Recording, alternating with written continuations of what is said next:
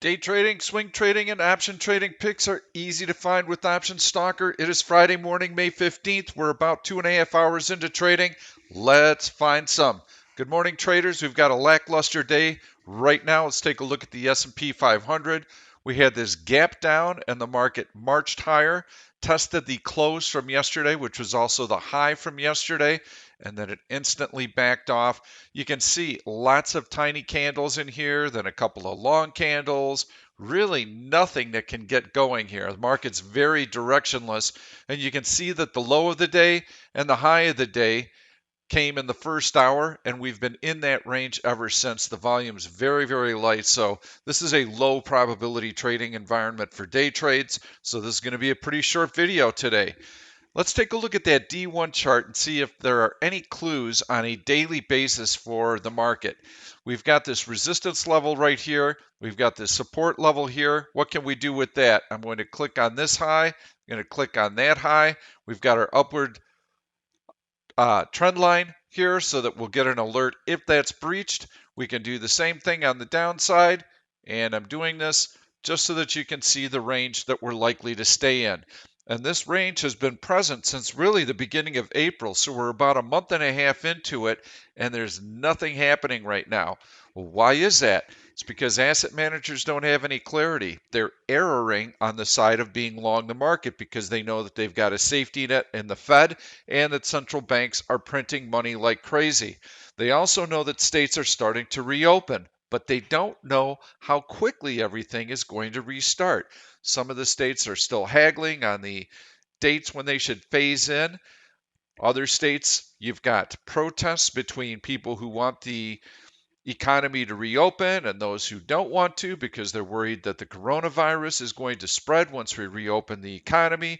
So there's a lot of back and forth happening right now, and we don't know how consumers are going to react. Once businesses start up, are consumers going to be very tight fisted? I suspect that they are. They're going to wait to see if their job security is going to be there once the stimulus runs out in another 6 to 8 weeks. So this is going to be a very gradual process. It's a wait and see moment. Asset managers also know that fixed income yields are below inflation. That means that anytime that they buy fixed income, they're producing negative real returns. They don't want to do that. So they want to have some money invested in the market. And right now, they would rather just wait this out and see if the market is able to find its legs, if consumers are back in spending, businesses are starting to run again, then they'll be positioned in case we break out to the upside. But I think that we've got at least 3, 4, maybe 5 weeks until we start getting some current data. As the economic reports are released, we're seeing horrific numbers. I question those numbers because I think that everything is probably worse than those numbers are reflecting. The businesses aren't open, there aren't people around to poll. So I would say, if anything, these numbers are probably understated. But it really doesn't matter because all of us can see what's happening in the economy, whether it's in the US or on a global basis. Now, we are getting numbers from China. They're kind of the litmus test because they've been reopened longer than anyone else, and those numbers continue to come in weak. Their retail sales were down, I believe, 6.7%. So, a very weak showing for them. They normally are having retail sales gains of about 10%. Their industrial production came in at 3.5, which was better than expected. But again, really doesn't matter what's happened in the past. We know that everything came to an immediate halt in the last month and a half, and we know that everything is starting to reopen now. So, how that progresses is going to determine market direction in the future. If we can get reopened quickly, all the stimulus that's been thrown at this should eventually gain traction and we'll be okay. But if this reopening drags on and drags on, we're going to see a lot of companies that have a liquidity crunch. There could be credit concerns forthcoming. So, what does that mean from a trading standpoint? Well, in this week's weekly swing trading video that I'll be posting to the public on YouTube Saturday, I did 2 trades. 2 of them were selling out of the money bearish call spreads. 2 of them were selling out of the money bullish put spreads. We're focusing on stocks with relative strength for our bullish put spreads. and we're focusing on stocks with relative weakness for selling our out of the money bearish call spreads. And I expect the market to stay in this range. So we want to have a fairly neutral market position. Now, we did take some bearish positions up at the top of the range here last week. We sold those yesterday, took some really nice profits. You'll see that in the video. Our two positions, we had a McDonald's put debit spread, and we sold that for about a 50% profit, depending on where everyone got in. Could have been as high as 60% or higher. We also sold a Hasbro bearish put spread. So also made anywhere between 50 and 60% on that, depending on where members got in. So that was really nice. Both stocks bounced with the market yesterday. So we're just looking for very short-term opportunities to generate some income while the market is sideways. Now we've got a major holiday coming up next week, and typically Memorial weekend or any other holiday, you can expect that Thursday, the trading activity is already going to start to really wane. Friday will be Deadsville, and then we've got a 3-day weekend, and then typically you get a hangover, a holiday hangover on Tuesday. So effectively, these holidays take about an extra 3 trading days out with them. Well, that's good for premium sellers. So we want to see those nice quiet days and let that premium decay start to kick in. From a day trading perspective, I hate these times because there's just not much of anything going on. We'll go back into that 5-minute chart, take a look at a couple of stocks, and we'll call it a day. You can see how we're right in the middle of this high and this low today. The high from yesterday and the close from yesterday is going to give us some pretty formidable resistance to try and get through, given that there's just nothing going on today. You know, a little grind higher, a little grind lower, and now we're starting to settle in right in the middle of the trading range. So I'm not expecting a lot of movement today. We might test the upper end of the range once more. We might test support once more. So we're just going to chop around and really not do much of anything. So let's go in and let's take a look at a couple of trades here, see what we can find.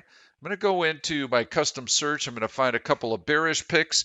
We are still below SPY 288. That's a critical resistance level. I wouldn't say that you can really favor one side or the other, and that's why I'm going to give you a bullish and a bearish pick today. So I'm going to go in. I'm going to take a look at a negative trade signal. I'm going to look for some SPY weakness on a 4-hour basis. I'm going to look for some decent option liquidity. And on the bearish side, I want to make sure the stock is below the prior day's low. And let's see what comes up. So we've got a few candidates in here that look good. We don't have to pound through a bunch, but we've got a few to take a look at. So I'm going to move this off to the side. I'm going to put the SPY chart back in the background so that it's not disrupting us. And then we're just going to click through here and take a look at what we've got. BSX, nice breakdown through horizontal support. Looks pretty good. Got some long red candles closing on their low. Just from a fundamental standpoint, I believe that elective surgeries have been minimal during the coronavirus, and they make stints, so there's a good chance that perhaps those surgeries are not taking place. You can see CCI, you've got resistance here, double top, lower high. You've got some pretty heavy selling pressure. Stock is below the 100-day moving average. That's a nice shorting candidate.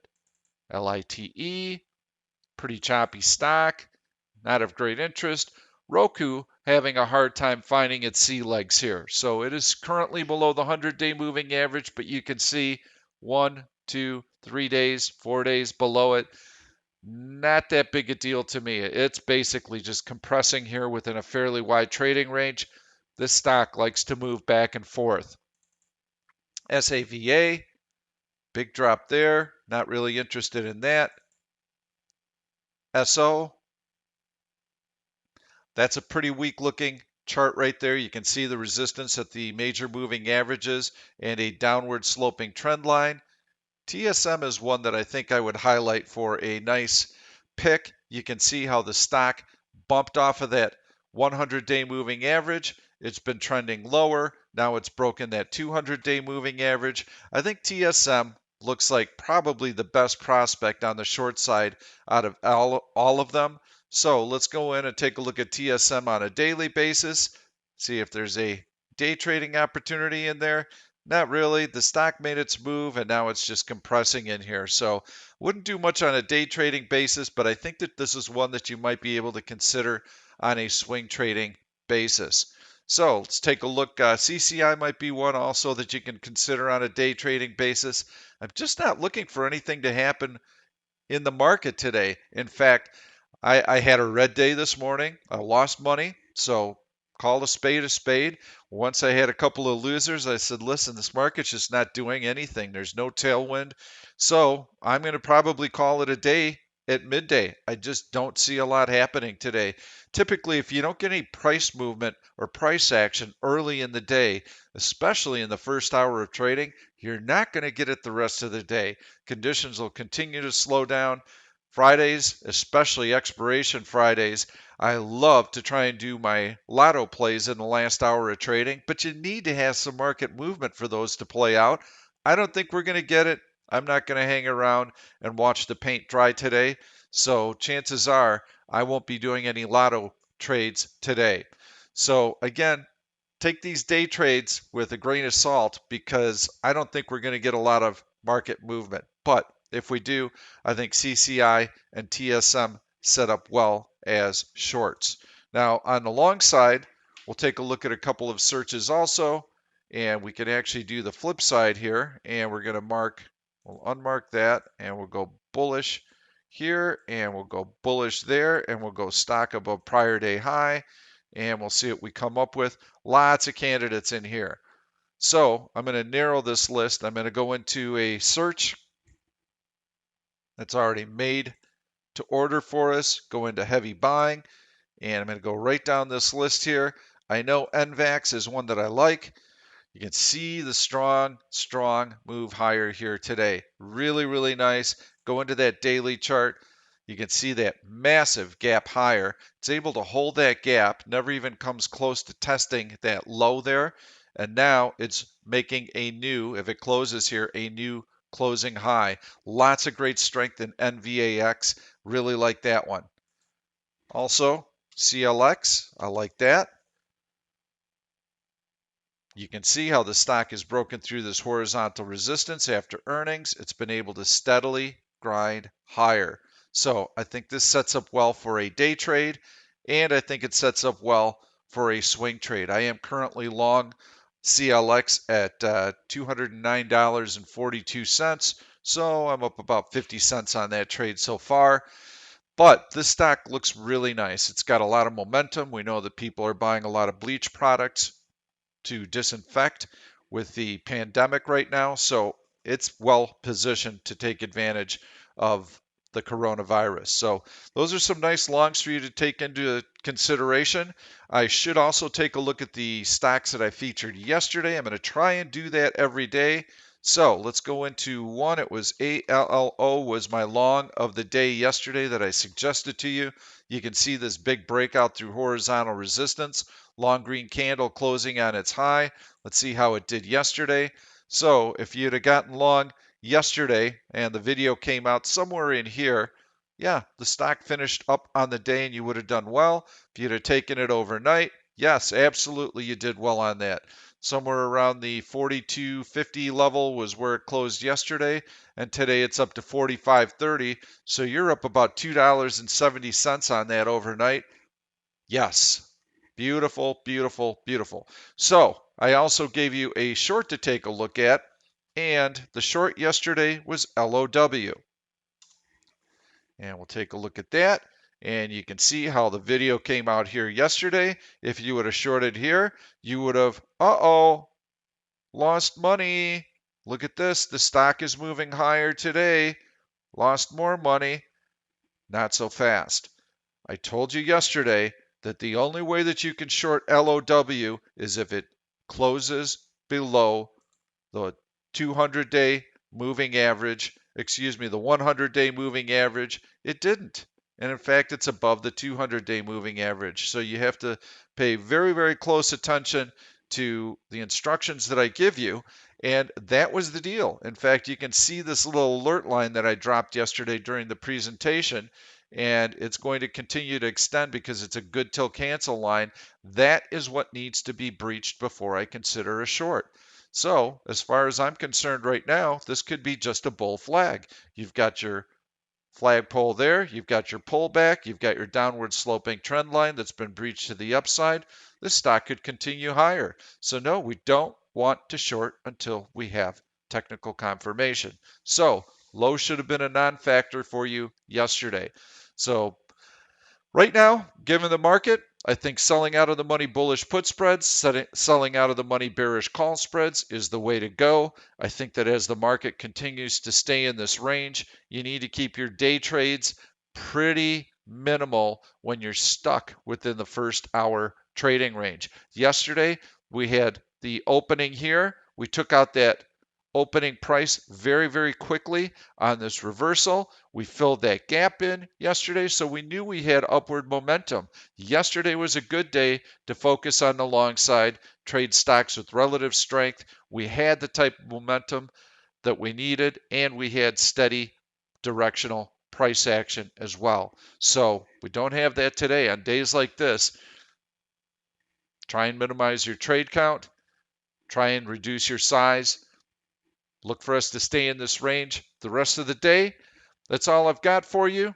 Look for that swing trading video. I'm going to post it Saturday morning. It's got lots of great educational content in it, as always, and I'll show you why I selected the trades that I did. I'll tell you why I had a market neutral bias on those positions. And then I also plan to post a video Sunday night, and I'm going to see if I can find a trade to set us up for Monday morning. If you like this content, please give it a thumbs up. Please subscribe to the YouTube channel and turn on your notifications so that you don't miss any of these videos.